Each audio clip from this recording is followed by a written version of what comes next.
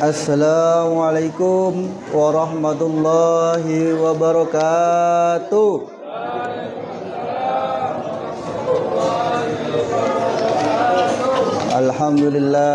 Alhamdulillahirabbil alamin. Wassalatu wassalamu ala asrofil anbiya'i wa mursalin sayyidina wa maulana Muhammadin. Rabbi shrahli sadri wa yassirli amri wahlul 'uqdatam min lisani yafqahu qawli. Amma ba'du.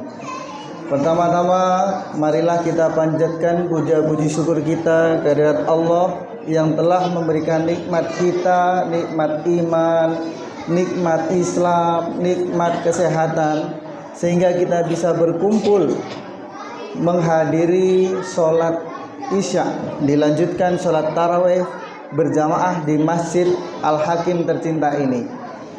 Tak lupa sholawat serta salam semoga tercurahkan kepada Nabi Agung Nabi Muhammad Sallallahu Alaihi Wasallam yang telah membawa cahaya hingga terang benderang, dan semoga kita mendapatkan syafaat di yaumul akhir nanti. Amin. Nah, jamaah sholat taraweh yang kami hormati, hari ini tanggal berapa ya? 22 Maret. Sudah berapa hari kita berpuasa? 11. Alhamdulillah. Nah, sebelumnya mohon maaf, saya di sini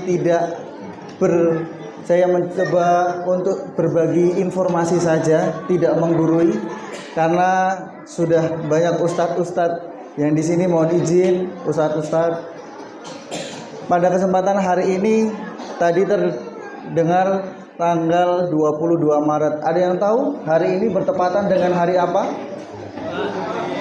Hari Jumat, betul banget, hari Jumat.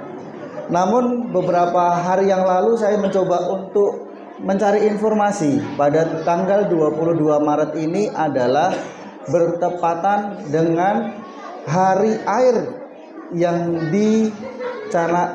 disebutkan oleh PBB. Jadi pada kesempatan malam hari ini saya ingin berbagi informasi atau berbagi artikel tentang keajaiban air dalam Al-Quran.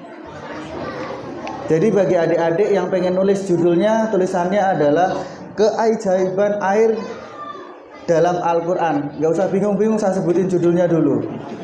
Setelah itu bukunya ditutup, habis itu didengerin. Gitu ya.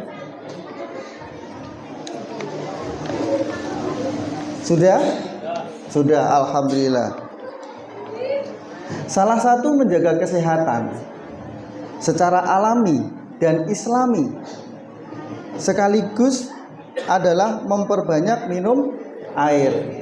Alhamdulillah, terima kasih Ustaz Ender. Nah, hampir kita lakukan ketika kita berpuasa. Ketika kita berbuka, kita dahului dengan minum air. Kenapa harus minum air? Ada yang tahu? Nah, pasti jawabannya karena haus atau dehidrasi. Nah, ternyata perlu kita renungkan lebih seksama terhadap tubuh kita, dan ini merupakan perintah Allah. Ternyata dari air di dalam tubuh kita itu komponennya sangat-sangat dominan. Ketika kita kecil atau ketika kita masih di dalam rahim ibu, kandungan komponen air itu hampir 100% ada di air. Ketika kita lahir, turun komposisinya menjadi 80%. Kemudian kita sudah beranjak dewasa, komposisi di dalam tubuh kita turun menjadi 70%. Kemudian ketika kita sudah mulai lanjut usia, komponen air di dalam tubuh kita itu kurang lebihnya ada 50%. Nah, fenomena semacam ini sudah dijelaskan oleh Allah di dalam firman-Nya. Terdapat dalam Quran surat Al-Furqan ayat 54. wa huwallazi khalaqa minal ma'am basyaran faja'alahu nasabaw wa sihraw wa kana rabbuka qadira, yang artinya, dan dia pula yang menciptakan manusia dari air, lalu dia jadikan manusia itu punya keturunan dan musyawarah, dan adalah Tuhanmu yang maha kuasa. Nah, yang lebih mengejutkan lagi, kalau kita perhatikan bumi kita, ternyata komponen terbanyaknya juga air. Lautan itu luasnya kurang lebihnya 3 kali lipat dari daratan. Maha besar Allah. Jauh-jauh sebelumnya telah menyatakan hal ini dalam surat firman Quran surat Al-Anbiya ayat 30. Saya bacakan artinya saja. Dan kami jadikan dari air segala sesuatu yang hidup. Apakah mereka beriman? Ayat di atas mengisyaratkan bahwa kita ingin hidup yang lebih sempurna dan lebih sehat menurut isyarat ayat di atas. Hendaknya kita mengkonsumsi air dalam jumlah yang cukup, baik untuk minum, membersihkan diri dan lingkungan, maupun untuk bersuci. Para ahli menjelaskan bahwa air merupakan komponen utama sel, jaringan dan organ manusia. Penurunan total cairan tubuh bisa menyebabkan penurunan volume cairan, baik intrasel maupun ekstrasel, yang dapat berimbas kepada kegagalan organ bahkan kematian. Selain itu juga diyakini air pun dapat menyembuhkan penyakit semacam penyakit jantung, penyakit rematik, penyakit kerusakan kulit, penyakit saluran pernafasan, usus, bahkan bisa mengobati penyakit stroke untuk air. Nah, sebagai contoh, seorang yang mandi di pagi hari dengan air. Ada yang mungkin pagi hari mandinya bukan pakai air? Insya Allah pakai air semua ya.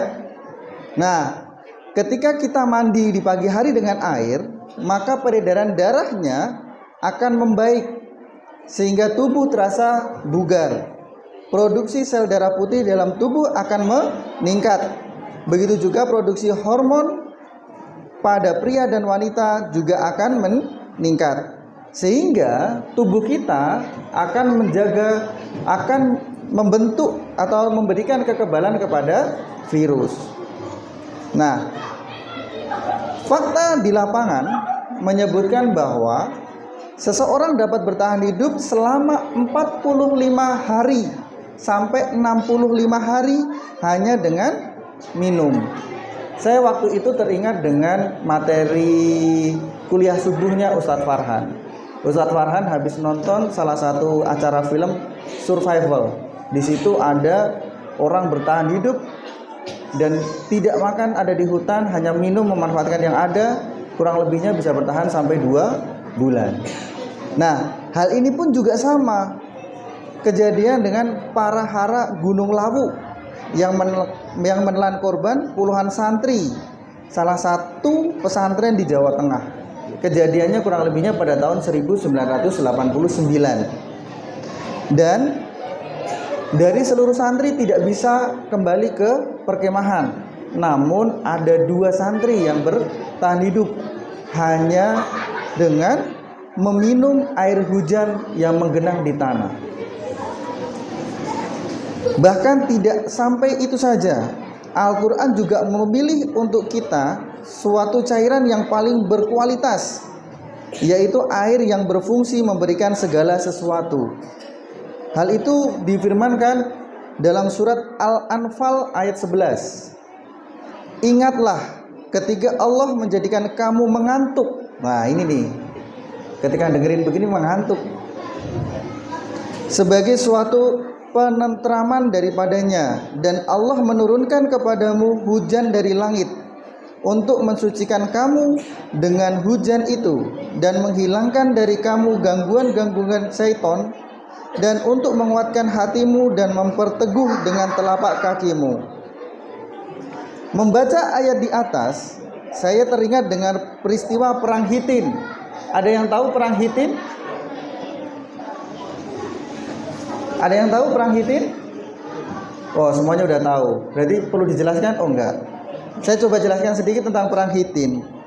Perang Hittin adalah salah satu perang besar yang terekam dalam sejarah kehidupan manusia, yaitu perang antara kaum muslimin yang dipimpin oleh Salahuddin Al-Ayyubi, kalau yang sekarang dikenal dengan Saladin, dengan pasukan Salib, yang pada waktu itu jumlah pasukan dari orang muslim kurang lebihnya sekitar, yang saya baca dari sebuah artikel, cuma 12.000. Sedangkan pasukan dari pasukan Salib kurang lebihnya 63.000. Kurang lebihnya ada hampir 3 kali lipat lebih atau 5 kali lipat lebih.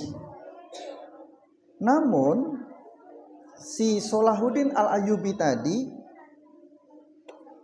mempunyai strategi perang.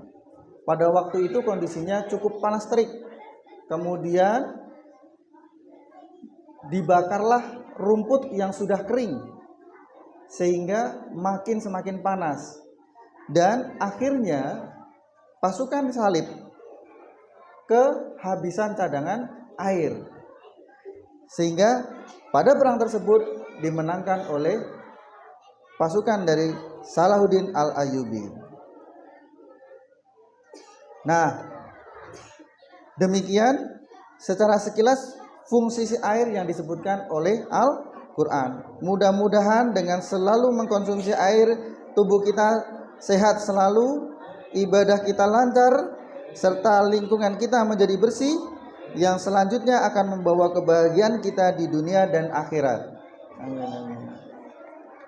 Terima kasih. Mungkin itu saja yang dapat saya sampaikan. Mohon maaf kalau ada kata-kata yang kurang berkenan. Akhirul kalam. Assalamualaikum warahmatullahi wabarakatuh.